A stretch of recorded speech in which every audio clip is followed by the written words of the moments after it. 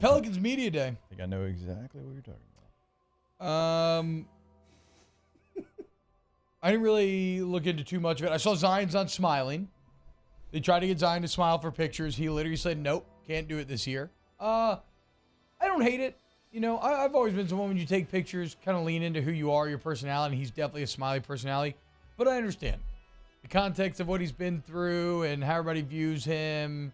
I kind of understand he arrives at this sort of more aggressive posturing place where it's like no smiles this season, all business. I respect it. At the end of the day, it's not a huge deal. We're talking about Zion not smiling, right? But we also talked about him running, but there was no video. Yeah. There's no video of it. Yeah. It happened, though. Yeah. Hey. Wait. He looked good yesterday. Video, what are we talking about? He was running sprints, yeah, dude. okay. Word is he ran a 3.7 40-yard dash. Well, that's not true. I mean, Taylor's saying that is not All true. right, Taylor's making that up. Actually talk about the Pelicans? No, chill out. Well, chill no, out. Zion looked great yesterday. I mean, that is an actual Pelican talking point. I thought physically he looked great. My point was I called him out a little bit on this show for being immature through the whole Mariah Mills thing and laughing and snickering with his stepdad. That's kind of been the vibe the last few media days, right? With the fans not being so happy because of the situation with him. I respect that he's at least, kind of acknowledging the fan base. And who was the guy that said blank ain't funny? Didn't want to smile. Cam Thomas from LSU. Yeah, that's a famous meme. Yeah. So yeah, it's not funny right now. Ain't so blank funny. I respect that. Yeah. Smile after you've won something. I thought this Larry Nance piece that you put in here was interesting. Where remember last year Larry Nance talked about playing through injury, and he was asked about why he talked about it. And as he wrote here, he didn't elaborate on who the message was for, but just talked about the difference between being hurt and being injured and showing that you can give it all while you're hurt. Who is he talking about? Well, the Zion thing was a freaking disaster. Using just context clues and common sense, it seems like he did not want to play when the team said he was ready to play. That's just kind of me speculating, but it could also be talking about Brandon Ingram. I think it's both. Missed 41 games, ankle injury. Some people in the organization reportedly were upset. Could be talking about that. I don't think he's talking about himself or Jose Alvarado, who also tried to play through some pain last year, made it worse. He ended up missing the rest of the season. But the good news is it looks like they will both be ready for the first game, at least according to Larry.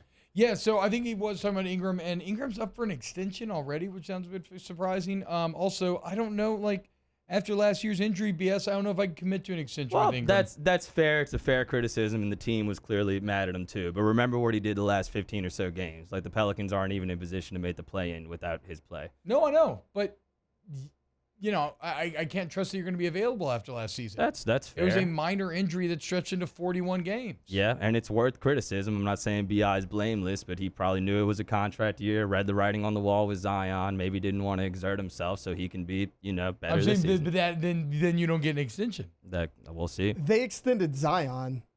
Zion's different though, because Zion, when he's at his peak, his peak's way higher. Yeah, but- Brandon Ingram's No, I awesome. get it, He's but an I'm saying all-star. he had more injury concerns at the time than Ingram. He's also accomplished more as a Pelican than Zion, just objectively. Yeah, Just but by- you extend Zion also because he's your number one overall pick, and you have to. You can't let number one overall pick walk away and then go ball out somewhere For else. sure, but Brandon Ingram's your franchise player, and he's still getting better. He's only, 26 years old? I'm a big BI fan, but if he wants an extension, he's got to prove it this year and That's play fair. more. He better be more durable this season. I'm not saying that's not the case, and that's what Larry's kind of echoing.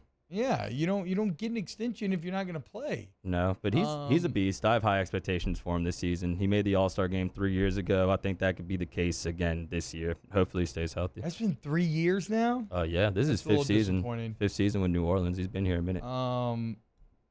Yeah, and when BI's on and he's in takeover mode, he's got that fourth quarter killer instinct. It's great.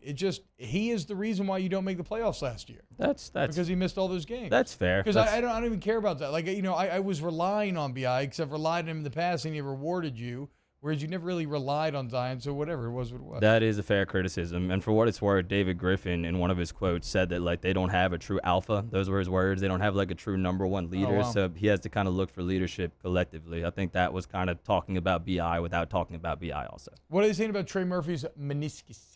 So he's going to miss the start of the season. Like they said, the timeline, 2 to 3 weeks, I think, from the start of the season. But my point in my media day observation is he's hurt right now. That's why a lot of people are not talking about Trey Murphy. But he finished the season really strong last season, and I have really high expectations for him this year. Like, this is somebody who y'all know what it is because y'all have seen the Pelicans, but across the NBA is maybe a little underrated. Yeah, look at that. From January, he was averaging 12 points a game and 58 true shooting percentage. In April, it was 23 points a game on 69%.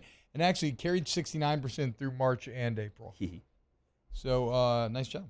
Hell yeah. I mean, those are really good numbers. True shooting percentage, by the way, is factoring in your field goal percentage, free throw percentage, and three-pointers.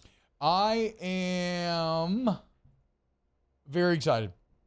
Are you? Yep. Really? No, 100%. Absolutely. I think Zion's gonna be a beast. I think he's gonna go off. And I think that, I know you can smirk at me all you want, Taylor. You can side eye me all you want, but no, I think I'm gonna be so on top of Taylor if Zion just plays all the games. Y'all realize though, like that would be the exception to the rule. For sure. Like y'all would be saying that, which is fine because you've been waiting to say it, but it's not crazy for Taylor to think that. 100%. You keep betting on black, crazy and eventually that ball's got to land on black. You know what I'm That's saying? actually not factual. Not factual. It's true. Like Yeah. technically, in true randomness, it could just stay red forever. It's crazy for me. But probably not. It's crazy for me to think that. But my point is, if he just plays healthy, he is. If he just stays healthy, he is that guy. How about this, Jake? I think Taylor's an idiot, and I think he's wrong, and I think Zion's a man, and he's going to ball out and not get hurt all year long. How about that? If he doesn't get hurt, he will ball out all year long. Yeah, Taylor. I mean, he's defend good. yourself. Look, he's good when he plays. I'm not saying he's not a good player. It's just he never plays. Yeah, He did this in college too. For 28 games. yeah, that's a fair criticism. Yeah, that's exactly my concern. That's a fair criticism, man. I'm just talking about your quips, like the 3-4-7-40 and everything. I gave you 30 and 15 for 28. You know what I'm saying? Yeah. I mean, he'll be a top 10 player for like a quarter of the season. That's what he's always done. We'll see. But the Pelicans have a lot. You know, they're still a deep team. It wasn't just the injuries to Zion. Like you're saying, the injury to Brandon Ingram killed him. The injury to Alvarado killed him. Like, come on, man. Hopefully the new medical staff can They prevent a still little got bit any of it. shooting, though, do they? Huh? Jordan That's the only thing Hawkins. that worries me. Yeah, Jordan Hawkins, who they drafted from UConn. They're already talking about putting him in the G League. Like, Willie Green hates playing young players. It took until the end of last season for him to play Trey Murphy. Hey, let's take Kyra Lewis in the lottery. Let's take Jordan Hawkins in the lottery. Let's take Dyson Daniels in the lottery, and let's find a way not to play him. Yeah, dude. Well, like it was one of these T-Bob wasn't here, so I think he missed a conversation. But the three of us, all three of us, were like, dream scenario. You're picking at 13 or 14. Who was it? We all said Jordan Hawkins because you needed 3-point shooting. He was there. He could play the 1. He could play the 2. He could shoot from the outside. You get that guy, and you're not going to play him. Yeah. Look, if you want to join the flock, you gotta prove that you can be a member of the squad first. Okay. Yeah. Get down to the squadron, ball out, and then welcome to the big leagues. And that boys. was before That's we not move how on. the NBA works, though. It's not minor league baseball. That was kind of one of my Pelicans main. work it like minor league baseball.